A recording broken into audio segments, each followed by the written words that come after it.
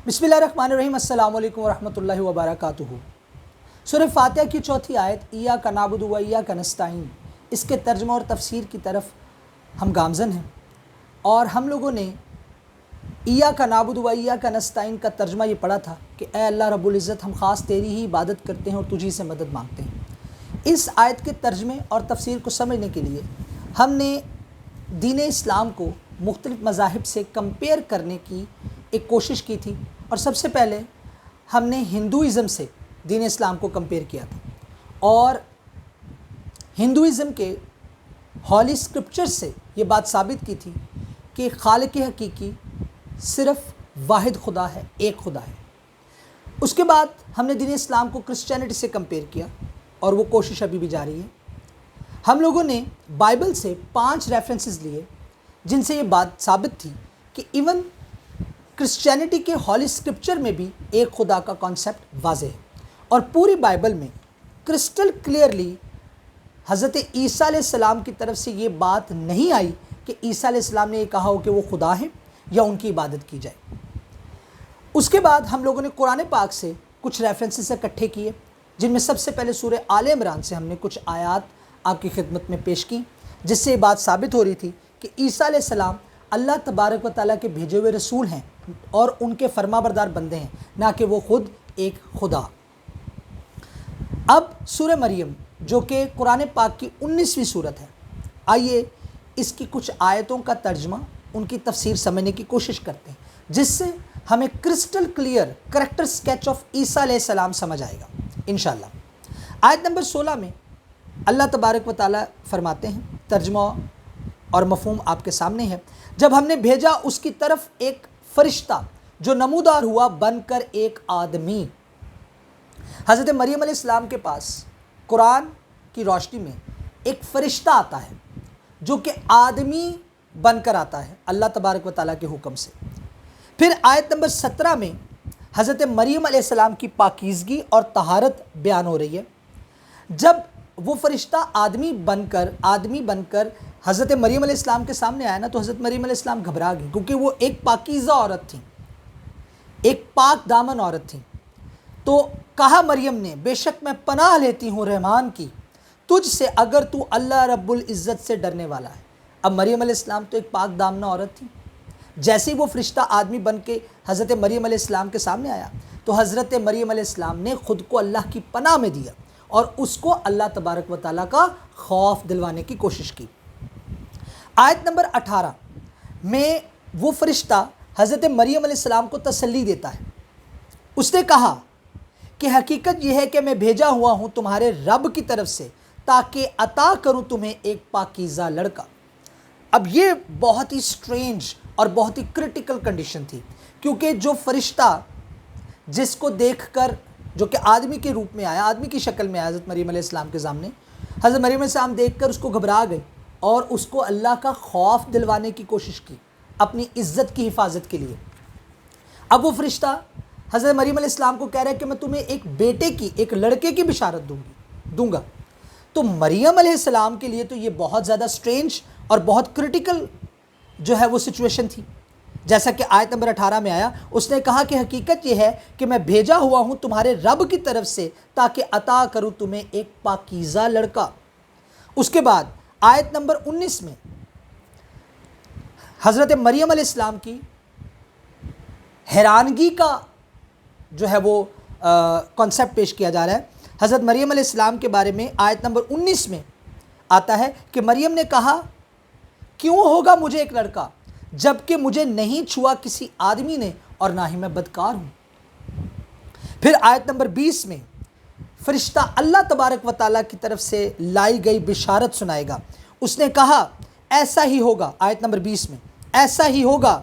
उसने कहा, फरमाया है तेरे रब ने, और ऐसा करना उसके लिए आसान है, और इसके लिए ऐसा ही होगा, हम उसे बनाएंगे इंसानों के लिए एक निशानी और रहमत अपनी तरफ से, और ये मामला तयशुदा है। जी हाँ, वो जो फ़रिश्ता इंसानी रूप में आया, उसने मरियम अलैहिस्सलाम को क्या कहा? उसने मरियम अलैहिस्सलाम को कहा कि ऐसा करना अल्लाह रब्बुल इज़्ज़त के लिए बहुत आसान है। آیت نمبر 20 کا مفہوم، ایسا کرنا اللہ تبارک و تعالیٰ کے لیے بہت ہی آسان ہے اور ہم اسے بنائیں گے نشانی انسانوں کے لیے۔ جی ہاں، اگر حضرت عیسیٰ علیہ السلام کی شخصیت کا مطالعہ کیا جائے نا تو حضرت عیسیٰ علیہ السلام بہت بڑی اللہ تبارک و تعالیٰ کی نشانی ہے۔ دیکھیں تو صحیح، اللہ تبارک و تعالیٰ نے ایک انسان کو، ایک اپنے رسول کو، اپنے بیلوڈ کو کیا کیا خصوصیات سے نوازا۔ نمبر 1، بنا باپ کے پیدا کیا۔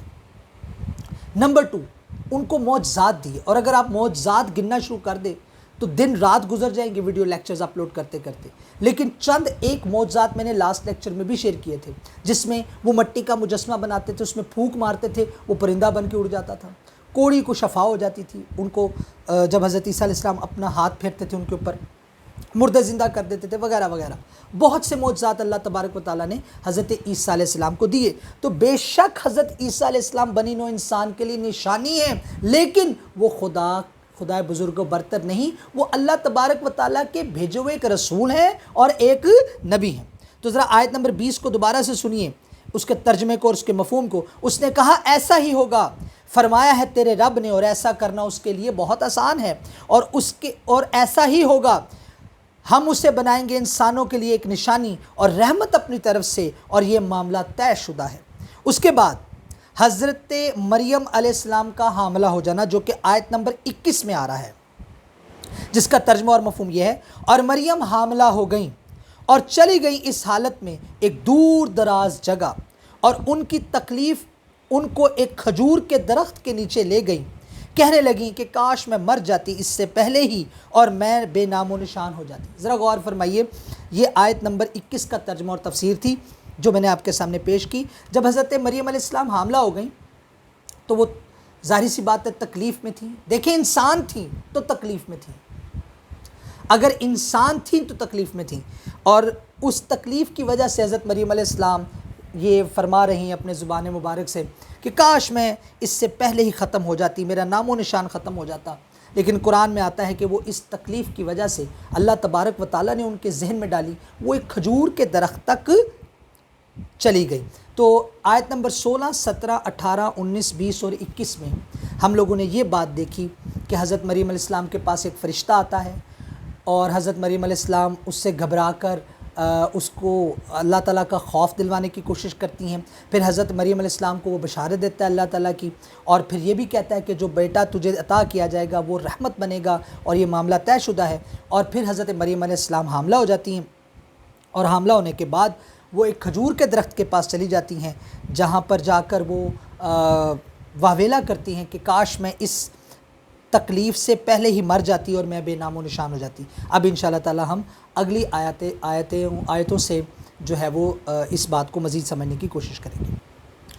قرآن پاک کی سورت 19ویں سورت سورہ مریم میں آیت نمبر 23 میں اللہ تبارک و تعالیٰ نے فرمایا، جس کا ترجمہ اور مفہوم یہ ہے، اور پھر پکارا اس کے فرشتے نے نیچے کی جانب سے، غم نہ کرو، تمہارے رب نے تمہارے نیچے رواں کیا ہے ایک چشمہ۔ جی، جب انسان تکلیف میں ہوتا ہے نا اور اللہ تبارک و تعالیٰ کو پکارتا ہے تو اللہ تبارک و تعالیٰ اسے کبھی تنہا نہیں چھوڑتے، اللہ تبارک و تعالیٰ ضرور مدد کرتے ہیں۔ تو اب ہوا کیا، جب حضرت مریم علیہ السلام حاملہ ہو گئیں، وہ کھجور کے درخت کے پاس چلی گئیں، تو ان کے نیچے سے ایک فرشتے نے ان کو آواز دی، جب وہ لیٹی ہوں گی واللہ عالم، تو ان کے نیچے سے فرشتے نے آواز دی کہ غم مت کرو، تمہارے پروردگار نے تمہارے نیچے سے ایک چشمہ جاری کر دیا ہے۔ پھر آیت نمبر 24 میں اللہ تبارک و تعالیٰ کیا فرما رہے ہیں، جس کا ترجمہ و مفہوم یہ ہے، اور بلاؤ اپنی طرف کھجور کے تنے کو تو ٹپک پڑیں گی تمہارے اوپر پکی ہوئی کھجوریں۔ جی، کھجور اور پانی۔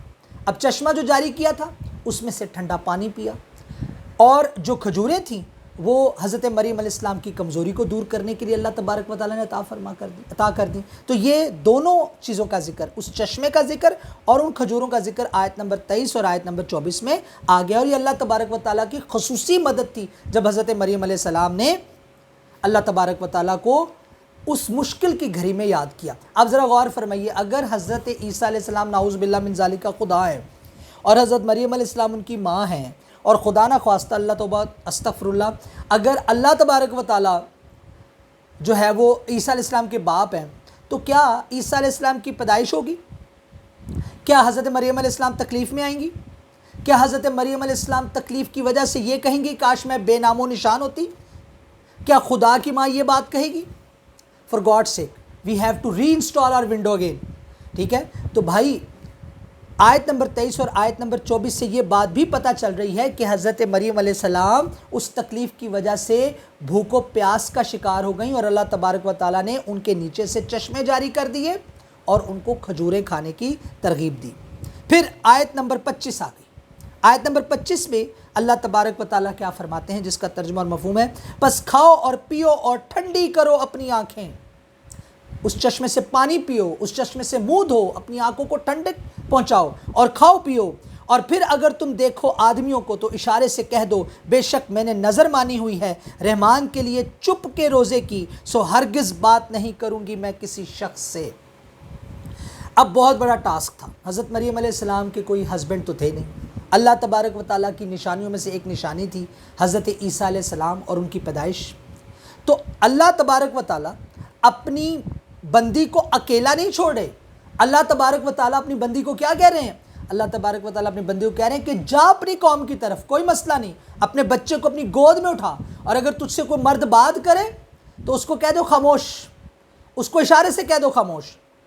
مریم تو نے بات نہیں کرنی، تو نے بات نہیں کرنی، اور تو خاموش رہے گی اللہ تعالیٰ کے لیے. نظر مانی ہوئی ہے تو نے اللہ تعالیٰ کے لیے، تو خاموش رہے گی، تو بات نہیں کرے گی کسی آدمی کے ساتھ. بس کھاؤ اور پیو اور ٹھنڈی کرو اپنی آنکھیں، اور پھر اگر تم دیکھو آدمی کو تو اشارے سے کہہ دو بے شک میں نے نظر مانی ہوئی ہے. اشارے سے کہہ دو بے شک میں نے نظر مانی ہوئی ہے رحمان کے لیے چپ کے روزے کی، سو ہرگز بات نہیں کروں گی میں کسی شخص سے.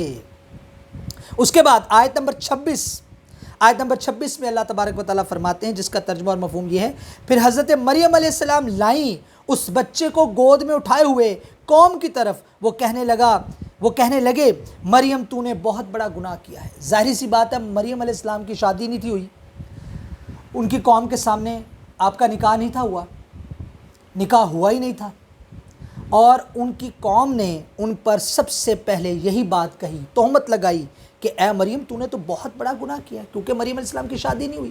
مریم علیہ السلام کو حضرت عیسیٰ علیہ السلام جو ملے وہ تو اللہ تبارک و تعالیٰ کی نشانیوں میں سے ایک نشانی تھی. تو اللہ تبارک و تعالیٰ کا مریم علیہ السلام کو حضرت عیسیٰ علیہ السلام کو دینا یہ اللہ تبارک و تعالیٰ کی ایک نشانی تھی.